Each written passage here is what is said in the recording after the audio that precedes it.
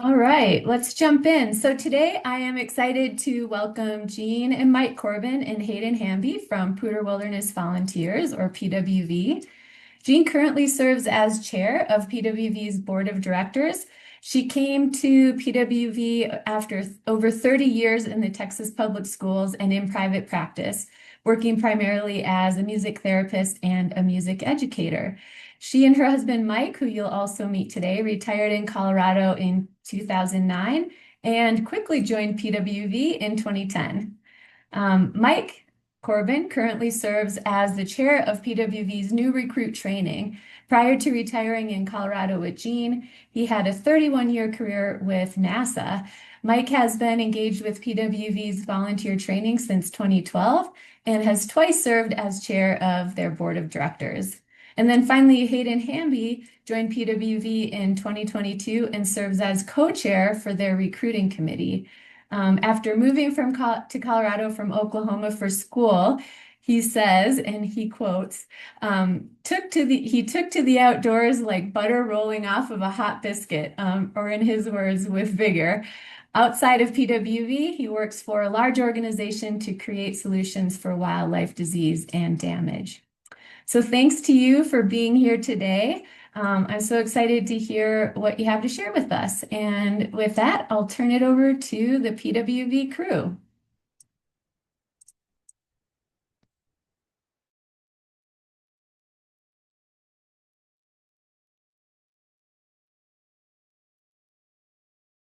Welcome and thank you for coming. Yes, I'm Jean Corbin, current board chair of PWV, and I'm honored to represent Poudre Wilderness Volunteers.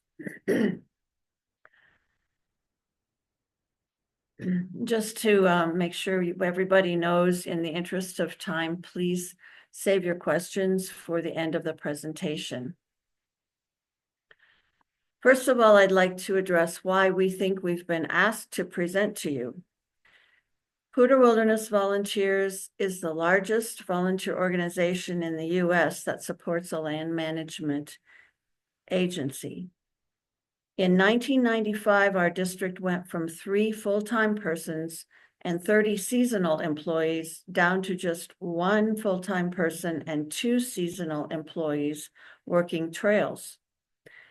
Then volunteer seasonal ranger Chuck Bell asked Art Bunn, and they, with U.S. Forest Service support, started Poudre Wilderness Volunteers.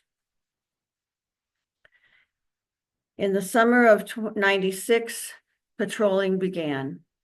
Our logo is conserve and educate. So it's been almost 30 years, with our charter formed in December of 1995, and we've had 30 summer seasons. We now patrol year-round. Currently, nearly 300 members are in PWV, including 275 patrolling members. This past data year, we contributed over 21,000 volunteer hours for Canyon Lakes Ranger District, nearly 1,000 patrols, and nearly 10,000 educational contacts. We support only the Canyon Lakes Ranger District of the Arapaho Roosevelt National Forests and Pawnee Grassland. So we put our heads together and tried to figure out what we think has made us successful and came up with 3 categories. I will cover the structure of the organization. Hayden will cover recruitment and retention, and Mike will cover new recruit training.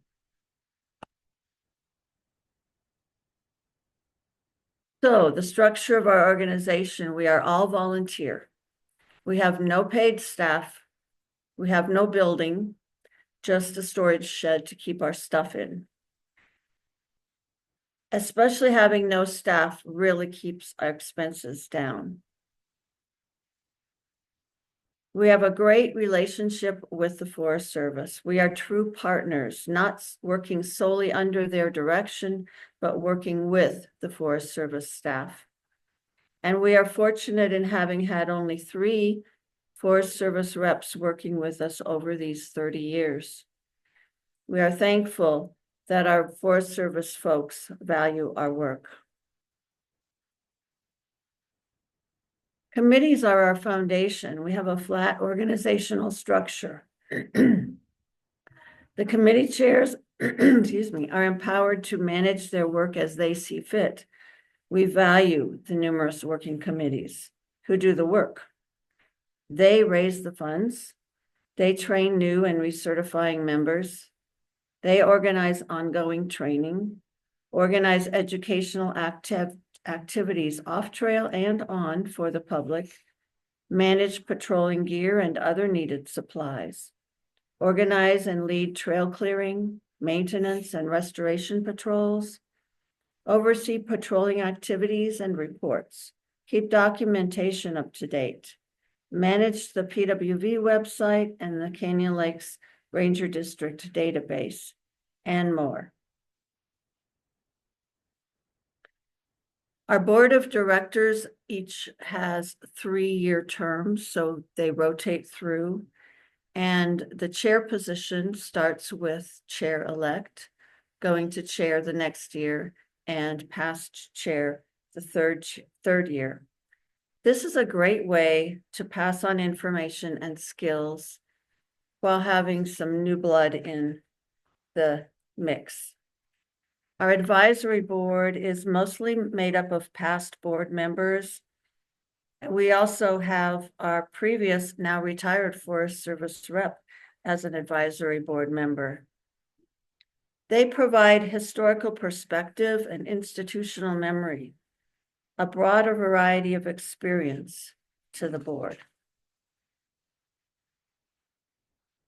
Our handbook is constantly being updated every time the board makes a decision. Policies are written down. They're on the website, and anybody, including non-members, can see them when they want. This slide shows the table of contents for the organizational handbook. I had already mentioned we have minimum expenses, no staff. Last year, we spent about $43,000. The database for Canyon Lakes Ranger District is used by all of the volunteer groups and staff. It was programmed and is maintained by our members. This is my homepage, a bit scant as our data year starts October 1st. Later, it will list my completed patrols and reported off-trail hours also. Notice the blue tabs near the top of the page where any volunteer or staff can access patrol reports, patrol schedules, member information, summary reports, and so on. Every time we do a patrol, we submit a patrol report. Nearly all the data from these patrols reports goes into summary reports. And this is a partial list of our summary reports. The top one, trail conditions, is also available to the public on pwv.org.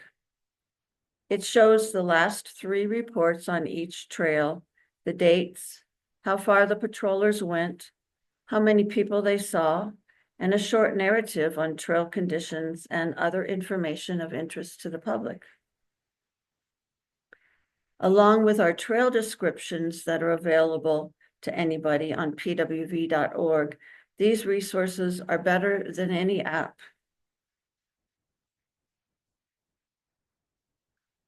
We have many ways of communicating with our community in addition to talking with folks as we patrol. And many people we see on the trails know about PWV. We are very fortunate to have volunteers with developed and relevant skill sets, folks who can teach others about noxious weeds, how to build trails, including rock walls and steps, and bridges using native materials.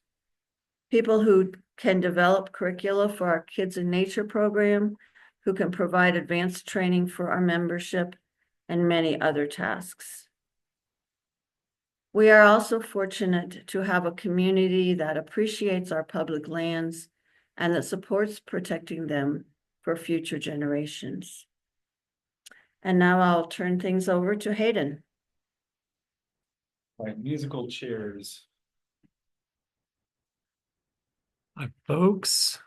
Just a quick mic check. Is everybody hearing us pretty well so far? Cool, thank you. I see some thumbs up. Thank you for the introduction. I'm Hayden Hamby.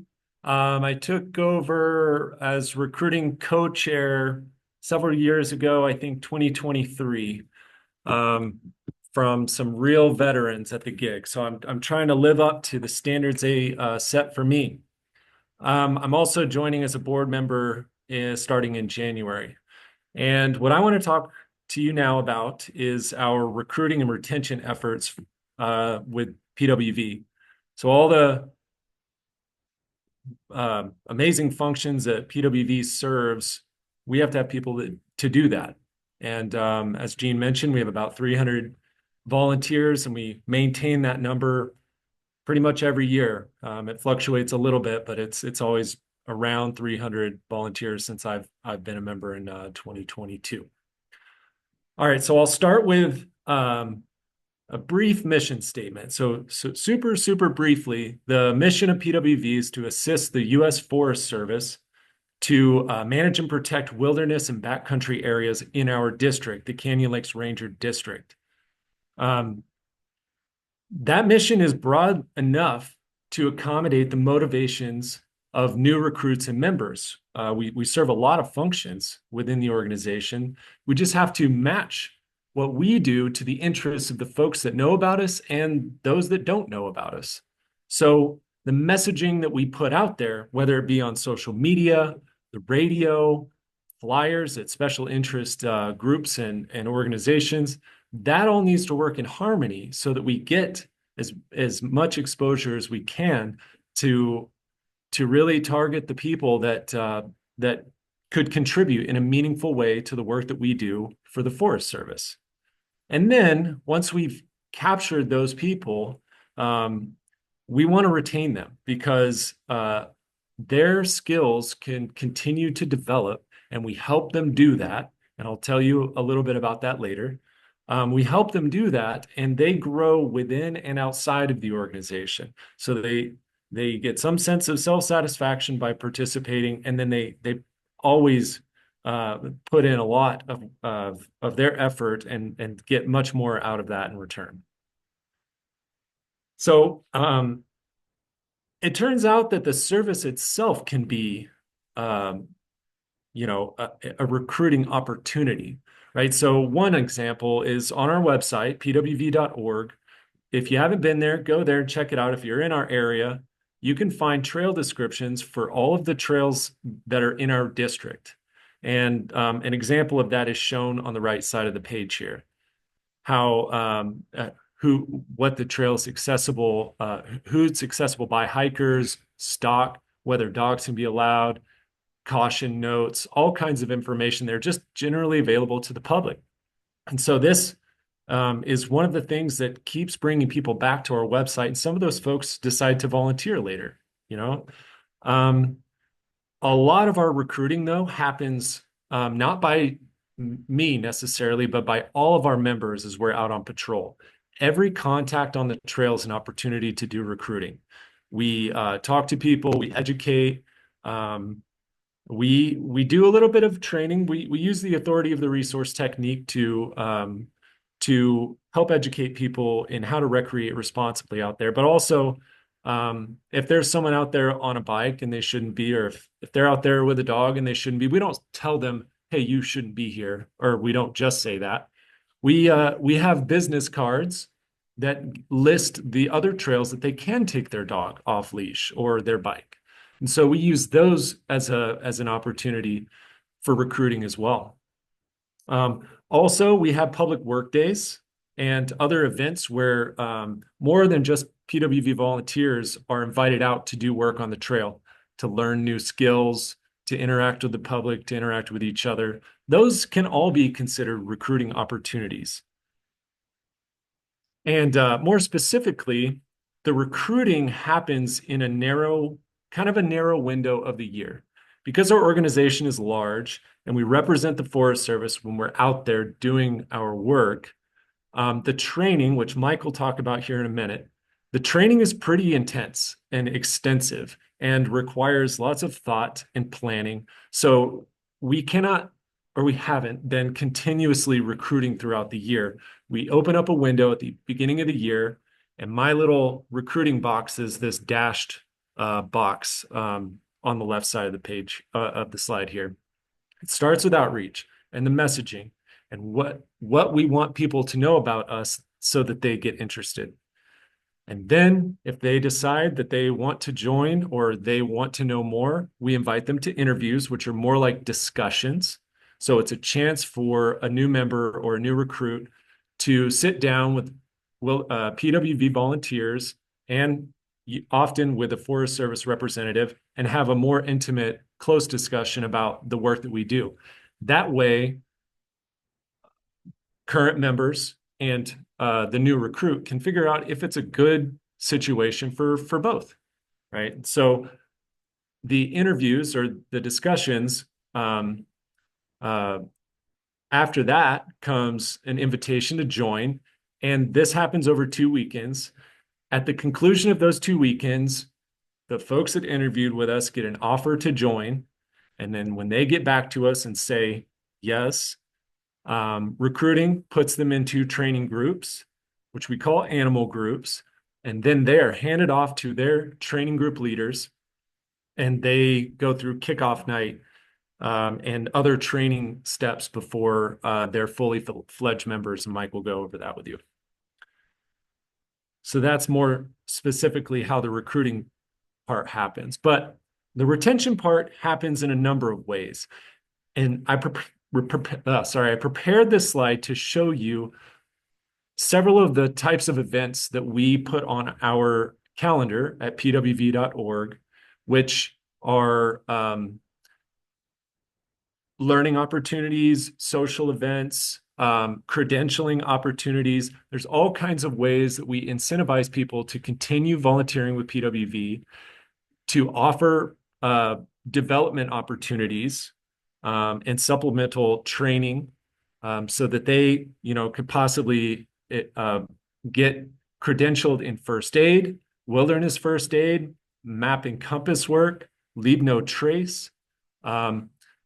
There's all kinds of public work days, which are often, well, when I attended my first public work or trail work day, it was more of a learning opportunity. There were tools I'd never seen before. And a lot of people can approach those types of events with this mindset of, I'm going to learn. It's another development opportunity. And then there are all kinds of other events that are more geared toward educating our membership about certain aspects, wolverines, their habits and habitats, and reptiles and wildflowers, and how to patrol in the winter, and all kinds of things that we offer to our members to give them opportunities to grow and continue learning so that they can use that in PWV and even outside of PWV. And I can't emphasize enough that the social aspect of PWV is critical for retention of our membership. When people feel like they have someone they can go to, when they feel like they're part of something bigger, then they tend to stay longer. So that's my brief overview of recruiting and retention, and I'm going to hand it over to Mike Corbin.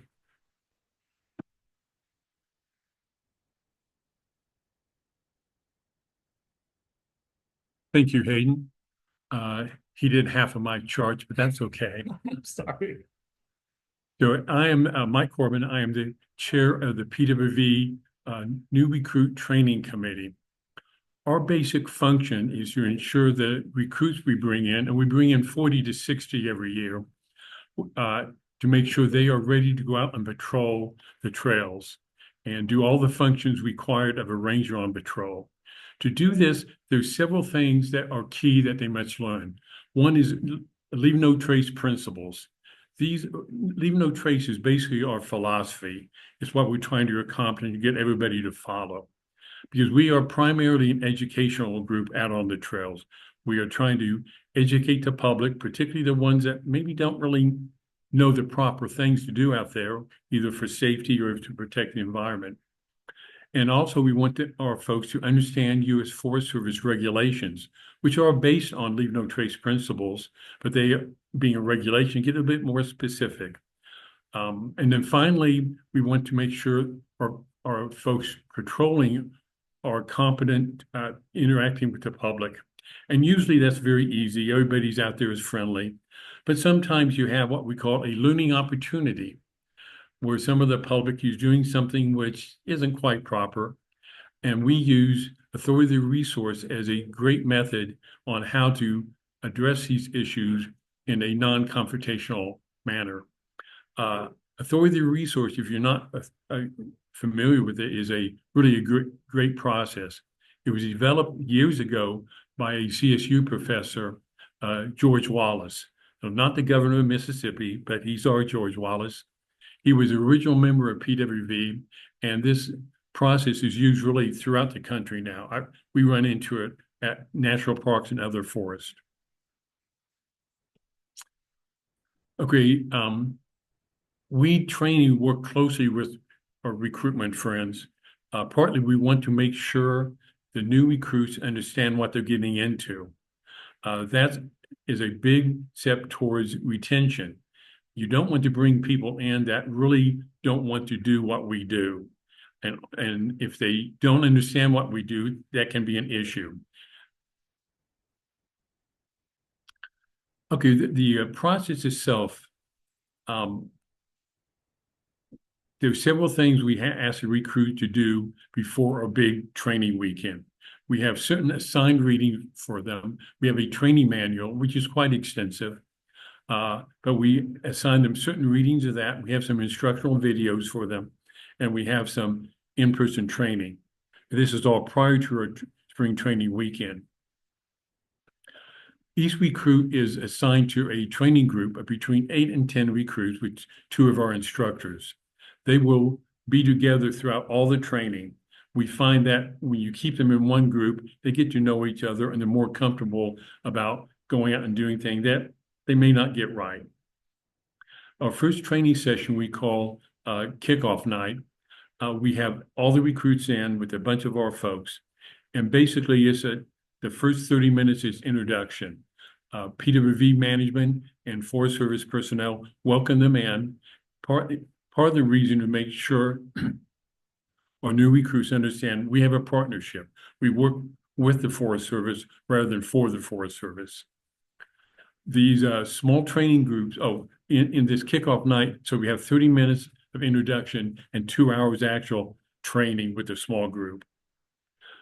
This training group will meet at least 1 to 2 additional times to make sure they cover everything, because they need to cover all these issues and learn certain stuff prior to our training weekend, where they won't really understand and won't gain much from the training weekend itself.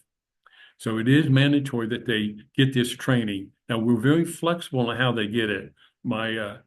These animal groups, and the instructor we call animal group leaders, they can train the people really any way they want. We do have a training outline that they follow to make sure they're covering all the key subjects and objectives we're interested in. And our spring training weekend is required before you can join PWV as a patrolling member. As I think Gene mentioned, we have 25 or so non-patrolling members, which offer a lot of value to PWV. For example, our chair of fundraising is a non-patrolling member. Good guy, he does hike some, but he doesn't want to patrol, but he's great at raising money. So we use these people for their specific skills and some more or less free labor. And you do have to complete spring training before you can be a patrolling member. So the training weekend, we do it at a church camp. Buckhorn Methodist Church camp up in the hills above Fort Collins. Great facility. We have built a training trail about 3 miles long to do our training. We start this on Friday afternoon, mid-afternoon usually, and then we're done at noon on Sunday. So it's a fair amount of commitment. And one of the main reasons people decide not to join is because of that commitment, because we do this in mid-May, and there's a lot of other stuff going on. But you can only do this process once a year. It takes too many resources to do more than one. So we do have some classes. We have a class on report writing, so how you do a report on a patrol. First aid, we believe first aid is very important. And we have a very basic first aid class, but the objective is not to certify them in first aid, it's to encourage them to take a real class, which we offer free of cost to them. And then we have a class on leave no trace. Again, it's our philosophy. You need to understand that before you can really understand everything we do. This weekend also has many opportunities for social interaction. We eat a lot. We have maybe some beer here and there, but we believe, that you need a social contact to really get bound to the organization. And you will see this. We work retention really in everything we do. We do it in training, our mentor patrols. We have a bunch of social events throughout the year. Our patrol patrolling committee reviews every report anyone does, and they therefore interact with the new recruits quite a bit. Now, the training trail, that's the main part of our training, the most critical part, and the most resource intensive. Last year, I had 24 people working on the training trail for me, plus, I guess last year was 10 AGLs, animal group leaders. So that's quite a commitment. In total, I think we run about 70 of our people supporting our spring training weekend. So that's a large commitment, but we think is worthwhile. The stations are either instructor-led or an encounter with role players. The role players are acting as the public, and in each group, when they meet a role player station, they have 2 people on point, and they will act as the rangers, and everyone else in the group simply observes. So here's a list of the stations we had last year, and we changed these a little bit. Instructor-led stations will either be a dedicated instructor, or in some cases, actually one of the training leads with a group. And we have like a map and compass. We have a 10-minute station. Well, obviously, you can't teach map and compass in 10 minutes. But what you can do is explain the importance of it and show them a little bit and encourage them to take a class. And we offer free classes for map and compass. Same with noxious weeds. The only way you really learn noxious weeds is to go out on a patrol. Once you pull 100 musk thistle, you know musk thistle. Now, stations with role players. Most of our role players, we try to get it to be realistic. But most of them, we train to be fairly cooperative with a little bit of pushback. And some of our sites, like illegal campsite and wilderness, that gets fairly complicated. And our folks are attempting to explain this to the role players, which will push back a little bit. But it's a good example of how a real interaction works. But we also have normal folks out there. When I first took my training, every station was a disaster. Everybody was not doing anything like they should. And you came off after the training trail, you thought, boy, this must really be hard. Well, now we've thrown in some folks that are just normal people, well-equipped, doing nothing wrong. So they get the feeling out. You do have, most of your interactions are really quite stress-free. And most of our role players, as I said, act as fairly well-educated high school campers. We have one case where they're doing nothing wrong. They have a map of the area, they think. It's a map, I noted before our area, we were at the Buckhorn Lodge, and they have a map of Buckhorn Lodge. Well, after a little bit of digging, you find out, yeah, they have a map of Buckhorn Lodge, Buckhorn, California. And they say, well, that wouldn't really happen. Oh, yeah, things like that do really happen. People having the wrong map. And each station with a role player, we train our people to use authority of the resource to explain what the issue is, and we attempt and usually successfully educate the people on what the problem is. So the recruits' interaction with the role players, we feel really is a big help. The main concern they have when they start the process is dealing with people with conflict. So we give them the training using authority of the resource to make that a fairly painless endeavor. But the training trail is not a test. We want it to be a learning experience. The trail does require a lot of resources and a lot of time to plan it, to have we have not scripts, but outlines for each station, what we want done and what the objectives are. We have, again, over 20 people out on the trail for the day, being role players, being instructors. So this is a big commitment, but we think it really gives our new recruits hands-on experience of a patrol, and where it can be stressful and have some problems, but giving them tools to address that. In general, the recruits tell us it was a fun experience with a little bit of stress thrown in. Now, the final training of our recruits is 2 mentor patrols. We have a separate committee that does manage our mentor patrols, which we work very closely with. But the idea, excuse me, when you come off the training trail, most people have an idea, well, there's a lot of stuff to learn and might be kind of difficult. Then you go on a mentor patrol.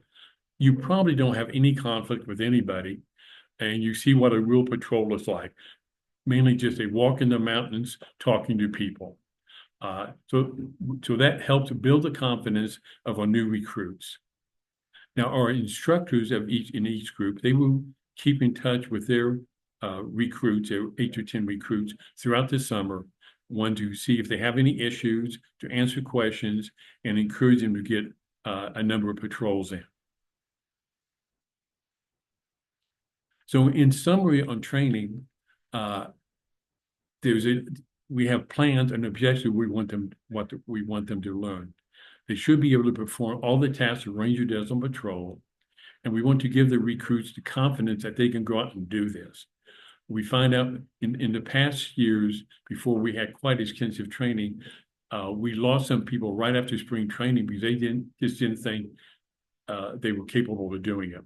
So we're trying to build that confidence in them. So this has a lot to do with retention. Now, we are a large organization, around 300 folks. And what we do is an extensive program of training, which is certainly not appropriate for many smaller groups. But as a smaller group, I think there are certain things that can be done. Training trail is probably not reasonable, but classes on regulations, leave no trace, authority of service, authority of the resource, and first aid. I think any group can do that and get their people well trained. Okay, as a total wrap-up, we have a lot of our documentation on our webpage, particularly our training manual and a lot of other documentation, and that's open to the public. If you have any general questions about what we do, you can contact Jeff Randa, and there's his email. And also, Jean, our board chair, has a good overview of the organization and certainly you can ask any question of her. Hayden for recruiting, myself for training, and anything else. Oh, I meant to mention with our training weekend, many years we have other organizations come to observe what we do. If you're interested in that, let me know. We're open to anybody coming. We have good resources. We provide food, lodging, everything. You can come and see how we do it. Okay, and that's all I have. Thank you very much.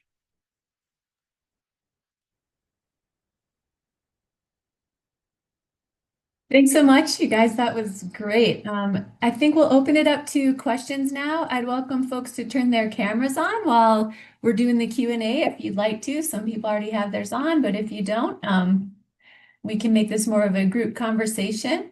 If you have questions, you can either raise your hand and I'll call on you in the order of appearance, or you're also welcome to pop your questions in the chat.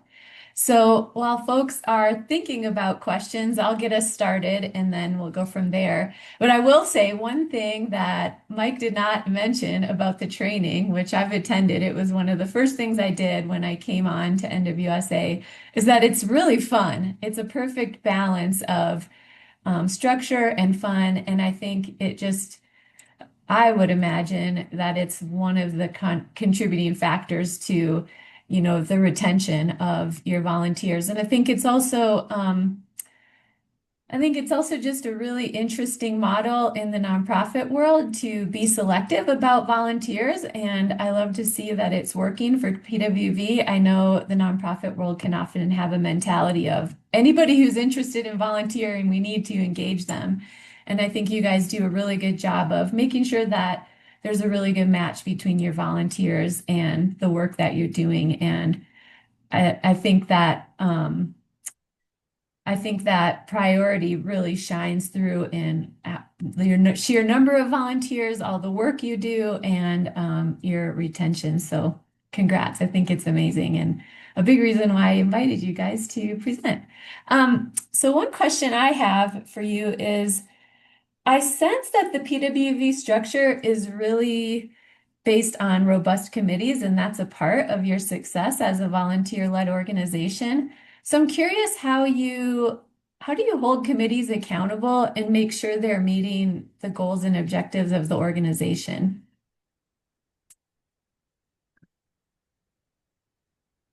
The committees, the committee chairs are asked to come to 1 or 2 board meetings a year at least to tell us how things are going. We kind of have certain questions and then board members can ask questions. The committees also have to come to the board with their requested budget for approval annually. The other thing is committee chairs kind of have some autonomy, but they also work a lot together. For example, Mike and Caden both mentioned the recruiting and training committees work together. I'm chair of trail patrolling and I work with the training committee to make sure they are up to date with regulations that might have changed or policies that might have changed. I work with the men are patrolling people and so on. So it's just a matter, as I see it, of communication. Do either of you have anything to add? Well, I will say each committee has a charter that the board approves. So they know we document what the task is. And they're usually pretty good staying with it. Once in a while, they will add something, which is fine. They don't do it behind closed doors. We do, I think, have pretty good communication. Yeah, and I'll just say that if I'm not doing my job in recruiting, Mike is going to let me know about it.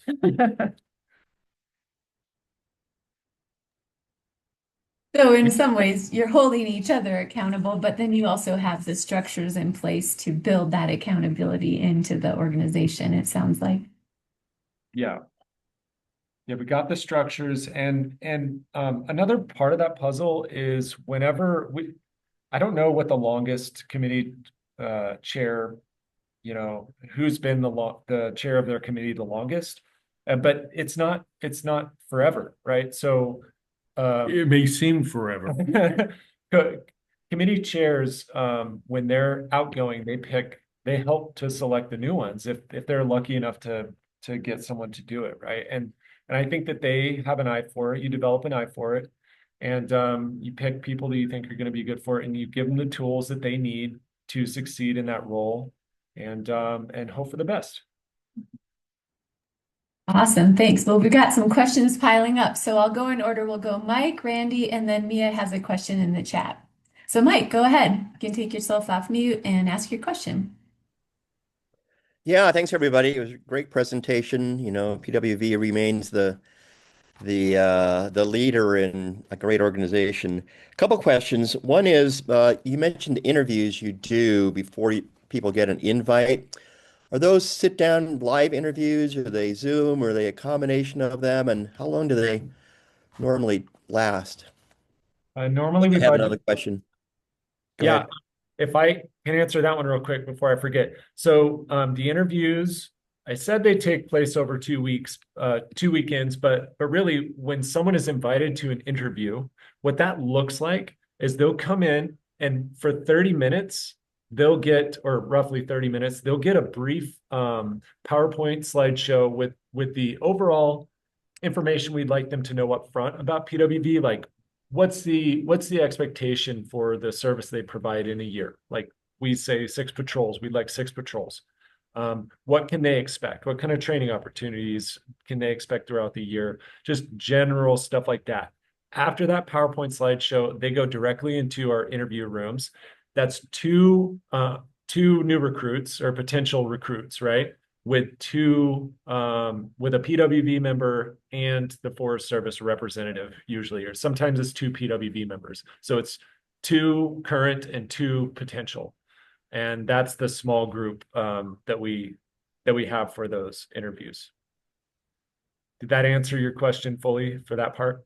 Yeah, and you said over 2 weekends. So are there set days and people sign up for which day they can attend that, or how does that work?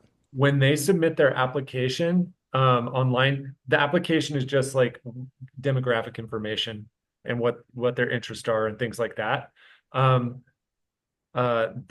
We tell them what the interview days are, and they can tell us if they can meet, if they could potentially be present at any of those days or only one, and then I schedule the date for them. So I look at everybody's availability and then I fill in the schedule.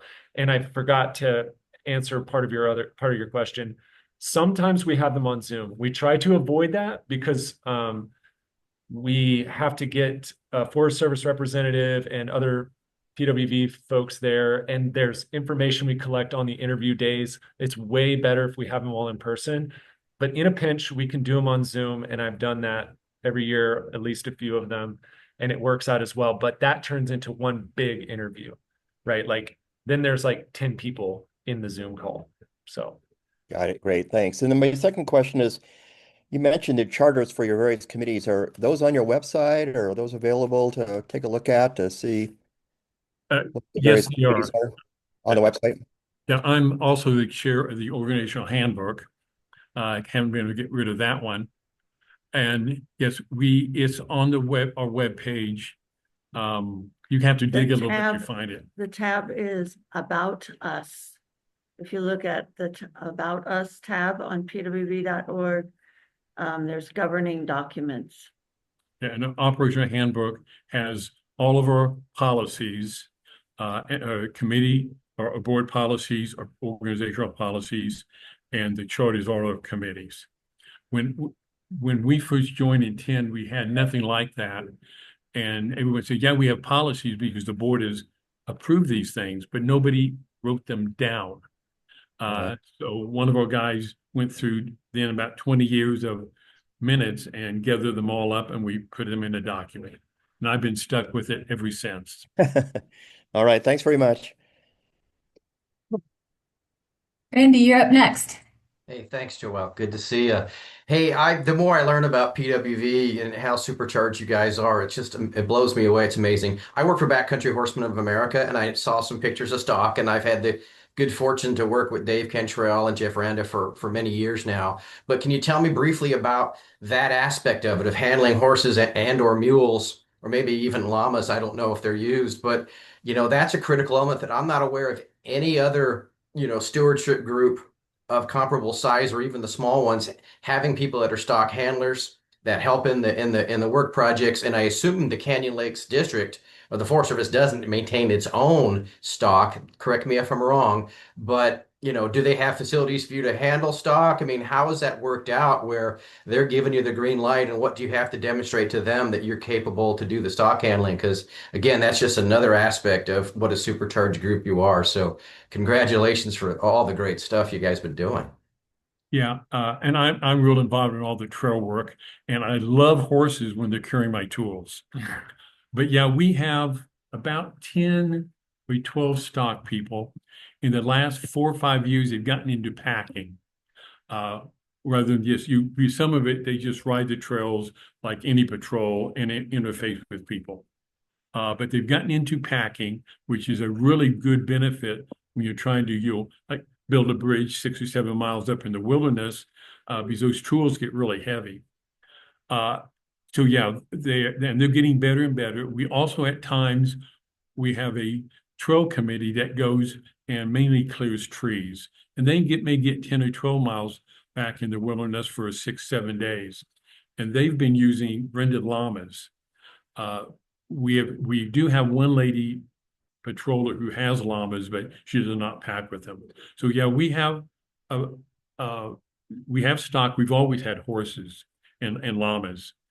Some years we've had no members with llamas, but we've had them quite a few times.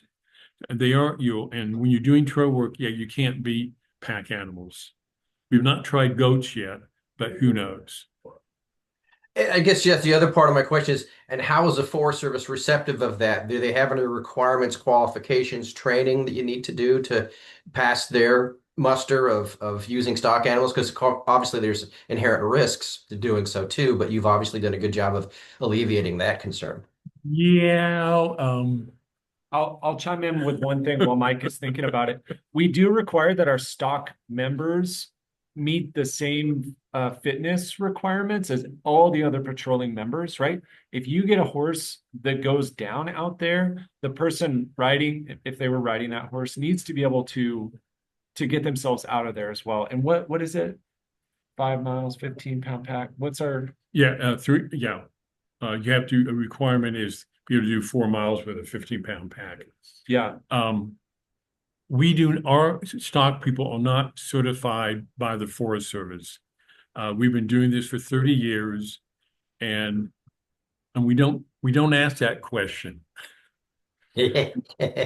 All right. Well, thanks very much. Appreciate it. The stock people, though, if they want to patrol on their horses, they have to do their horse has to go through They get checked a out. checkout, yeah. Yeah, To make sure that the horse isn't gonna, go ballistic when there's a stream or when they meet somebody or whatever. So there is some testing, and quite frankly, I don't know a lot of details about it.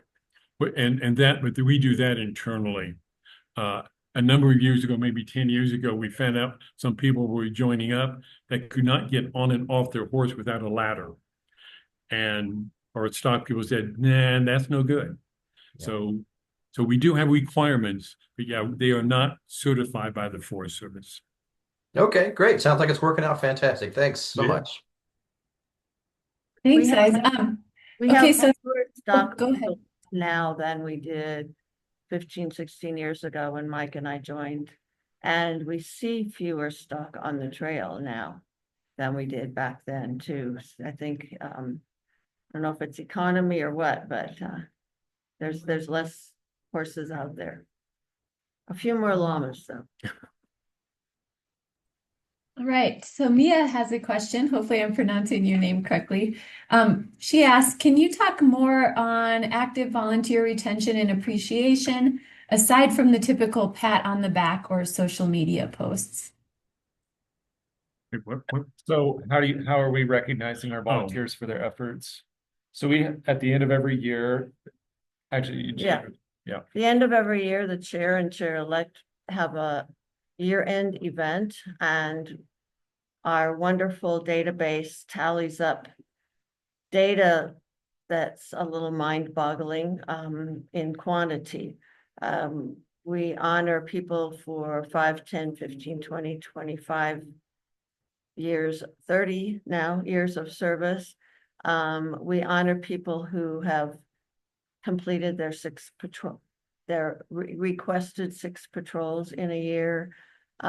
We honor people who've cleared the most trees or what various categories of work done.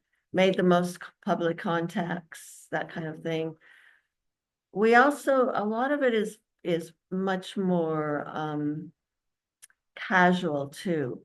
As an animal group leader, I'll snoop on my people and see what they've been doing in their patrols. And I'll just shoot them an email and say, hey, good job. Such and such and such and such that you did, whatever.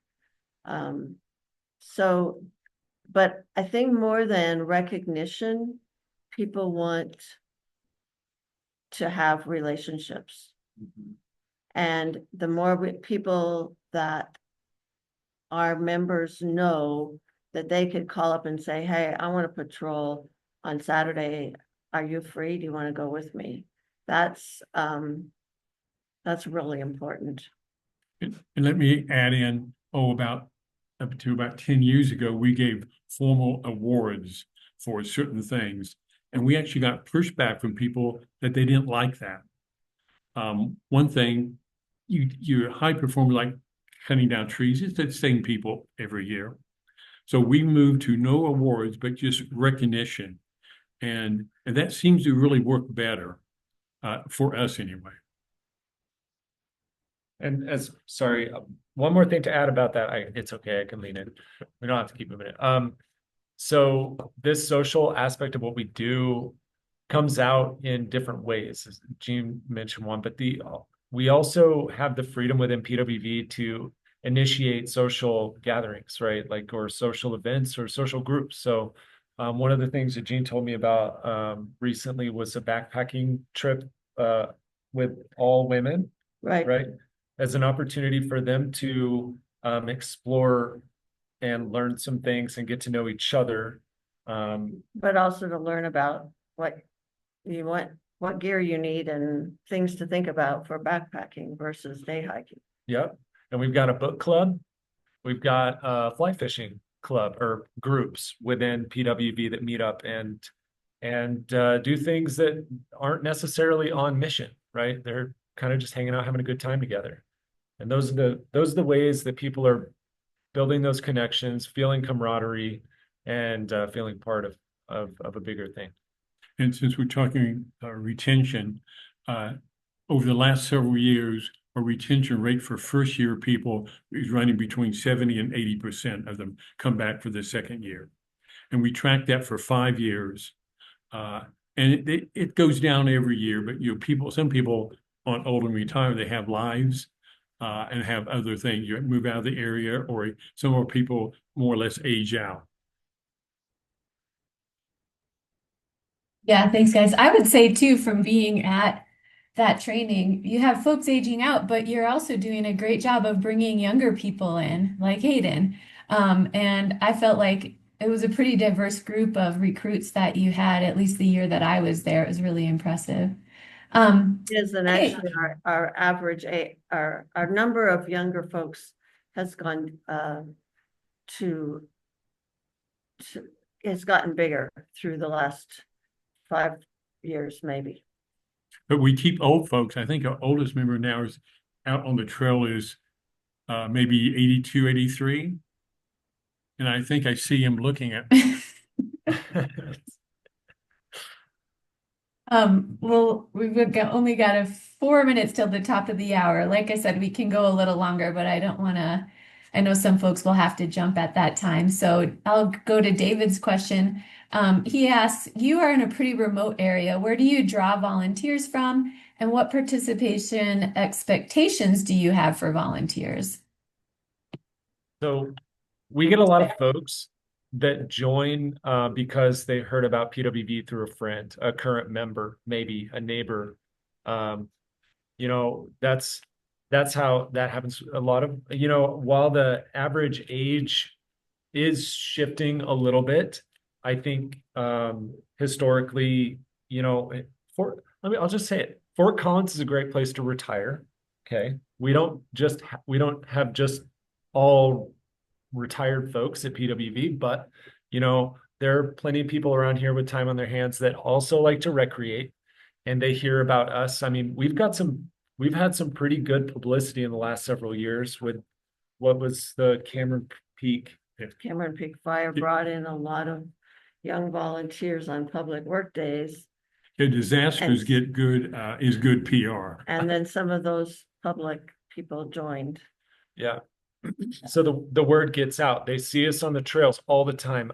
Do you know how many hours we did last year on trail? I don't, I said it, what was it? 21,000. 21,000 That volunteer hours, and much of those are on trail. We Yeah. don't, I At didn't, least 15. So those same people that are seeing us out on the trail are the same ones going to our website or looking at that, putting that business card that we gave them up on their refrigerator and reaching out and deciding to join eventually, you know? the other thing is we have members from a moderately broad area. We have Fort Collins, Loveland, Greeley, Berthoud, but we also occasionally have had members from Cheyenne.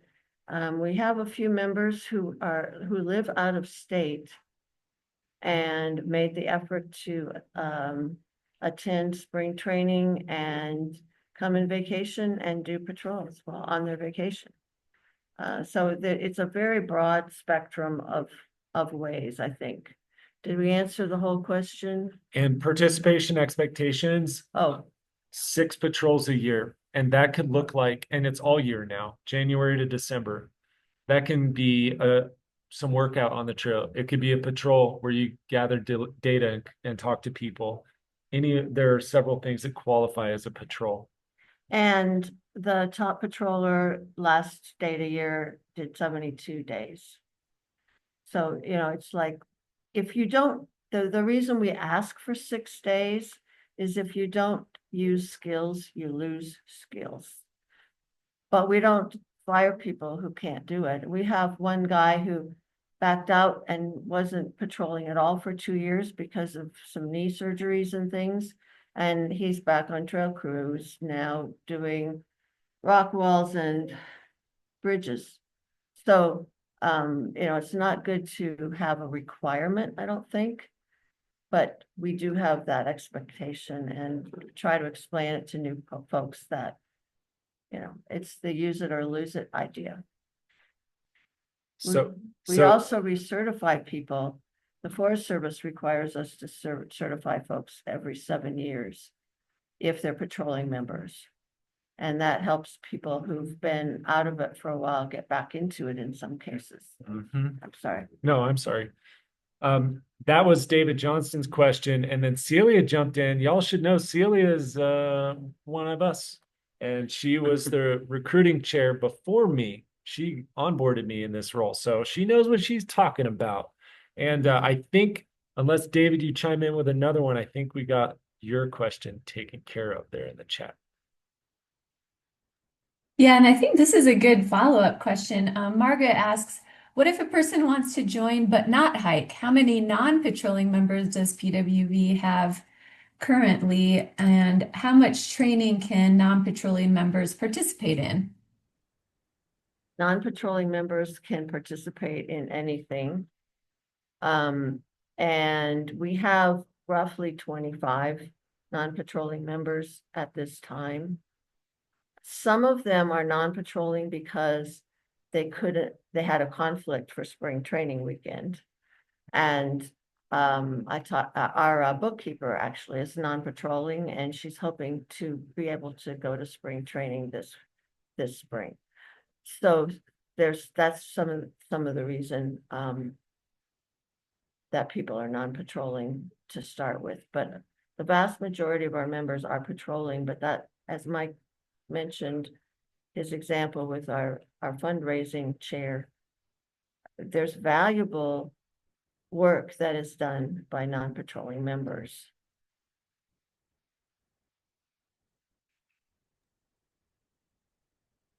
Right. Well, I don't see any more hands raised or questions in the chat.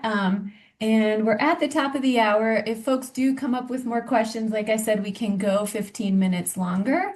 But I think, let me see if I have any burning questions that I can throw out there, if you guys don't mind. I did want to ask this question since we still have a handful of people on the call. What advice would you give to other organizations who want to grow their volunteer network? Like, what do you think is your secret sauce at PWV? I think you've talked a lot about that, but I'm curious, like, what advice would you give But to to me, organizations one of just the getting important started? things is we have a lot of variety of what you can do. I know I've talked to some organizations, all they do is cut trees, and that's fine. But if you come to our organization, we can usually find something you're interested in. And if not, if you have your own ideas, hey, if you come in a new idea, we're more than happy to let you do that. I mean, we've added several committees in the last few years with a new member saying, hey, should we do this? And we said, if you want to do that, great. So it's just a variety. If you're interested in the outdoors, we do something that probably interests you.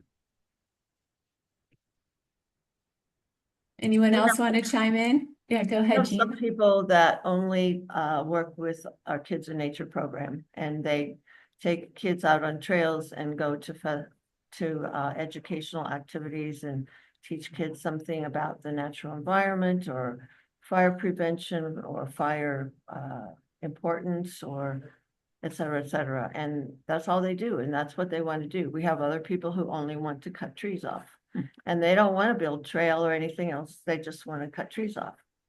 And it's all great contributions.